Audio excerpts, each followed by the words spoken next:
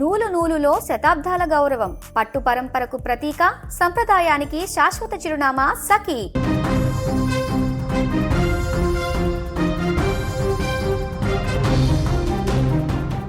ఇక తుని చిన్నారి మిస్సింగ్ ఇంకా మిస్టరీగానే ఉంది. చిన్నారి మిస్ అయి దాదాపు 33 రోజులు కావస్తుంది. కానీ ఇంతవరకు చిన్నారి కేసులో ఎలాంటి పురోగతి లేదు. ఇదిలా ఉంటే పాప కోసం మరోసారి కొండపైన గాలించేందుకు పోలీసులు రంగం సిద్ధం చేసుకుంటున్నారు. కొండపైన పాప ఉందా అనే అనుమానంతో పోలీసులు కొండపైకి వెళ్లేందుకు రంగం సిద్ధం చేసుకుంటున్నారు.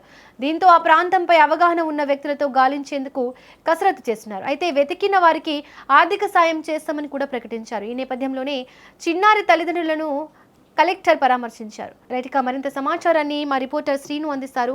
శ్రీను, చెప్పండి, చిన్నారి గాలింపు కోసం మళ్ళీ స్థానికంగా ఆ ప్రాంతంపై అవగాహన ఉన్న వ్యక్తులను ఎలా వినియోగించుకున్నారు? మళ్ళీ గాలింపు చర్యలు స్టార్ట్ చేయడానికి కారణం ఏంటి? ఏమైనా క్లూస్ లభించాయా?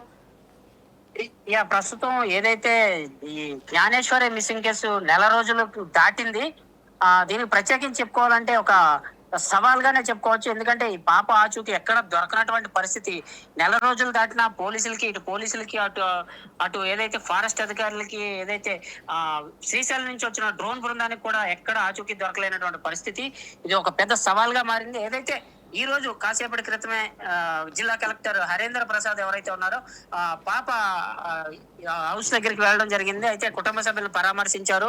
అమ్మ, మీరు ధైర్యంగా ఉండండి, పాపను వెతికి పెట్టే బాధ్యత మాదే అని కూడా కుటుంబానికి భరోసా ఇవ్వడం జరిగింది. అయితే ఆర్థికంగా ప్రభుత్వం తరపు నుంచి కూడా మీకు ఆర్థికంగా సహాయం కూడా అందిస్తాము. పాపని వెతికేంత వరకు కూడా ఈ యొక్క సర్చింగ్ ఆపరేషన్ అయితే కొనసాగుతూనే ఉంటుందని కూడా చెప్పడం జరిగింది. అయితే దీనిలో విధంగానే మరి ప్రత్యేకించి ఏదైతే ఆ ప్రాంతం కొండ ప్రాంతం, ఏదైతే 1000 ఎకరాల కొండ ప్రాంతం ఉందో, ఈ కొండ ప్రాంతానికి అంతా కూడా ఏదైతే అవగాహన ఉన్న వ్యక్తులు ఎవరైతే ఉన్నారో, అంటే కొండ ప్రాంతం గురించి బాగా తెలిసిన వ్యక్తులు, వారితో మళ్ళీ ఈ కొండ ప్రాంతం అంతా కూడా ఒక్కసారి వెతికించే ప్రయత్నం కూడా మేము చేస్తామని కూడా కుటుంబానికి హామీ ఇవ్వడం జరిగింది. అయితే మీడియాతో కూడా ఇందాక మనం చూడొచ్చు, కాసేపటి క్రితమే చెప్పడం కూడా జరిగింది. అయితే ఇన్ని చేసినప్పటికీ పాప మిస్టరీ ఏమైంది అనేది కూడా ఎవరికి అర్థం కానటువంటి పరిస్థితి అయితే ఇక్కడ నెలకొంది. శ్రీను, ఈ కేసు ఛేదన కోసం పోలీసులు ఇకపై ఎలాంటి చర్యలు తీసుకునే అవకాశం ఉంది? ఎలా గాలించే అవకాశం ఉంది?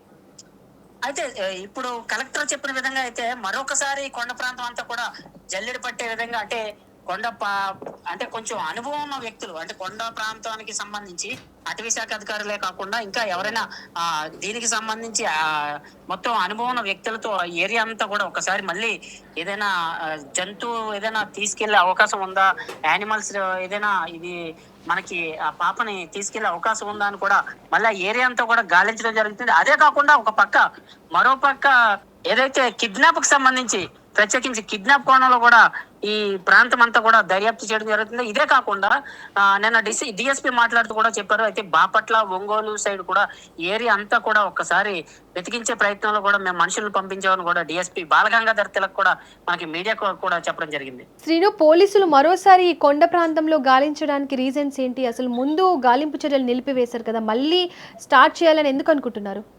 అంటే ఒక ప్రాంతం అంతా కూడా ఇప్పుడు 1000 ఎకరాల కొండ అంతా కూడా పూర్తిగా జల్లెడి పెట్టిన అమ్మాయి, ఆ పాప ఏదైతే ఉందో, పాప ఆనవాళ్ళు దొరకపోయినప్పటికీ మళ్ళీ ఒక ప్రయత్నం చేద్దాం అనుకుంటూ కూడా కలెక్టర్ ఆదేశాలతో మళ్ళీ ఆ కొండ ప్రాంతం అంతా కూడా వెతికే ప్రయత్నం చేద్దామని కూడా మనకి కలెక్టర్ అయితే చెప్పడం జరిగింది. ఎందుకంటే ఎక్కడైనా ఏదైనా చిన్న క్లూ దొరికే అవకాశం ఉందా అని కూడా వాళ్ళు గాలించే పరిస్థితిలో ఉన్నారు.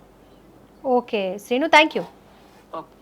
రైట్, ఇక 33 రోజులు గడిచిన తుని చిన్నారి మిస్సింగ్ కేసు ఇంకా మిస్టరీగానే కొనసాగుతుంది. అయితే చిన్నారి ఆచూకీ కోసం పోలీసులు అన్ని కోణాల్లో కూడా దర్యాప్తు కొనసాగిస్తూనే మరోసారి కూడా కొండ ప్రాంతంలో విస్తృత గాలింపు చర్యలు చేపట్టేందుకు సిద్ధమవుతున్నారు.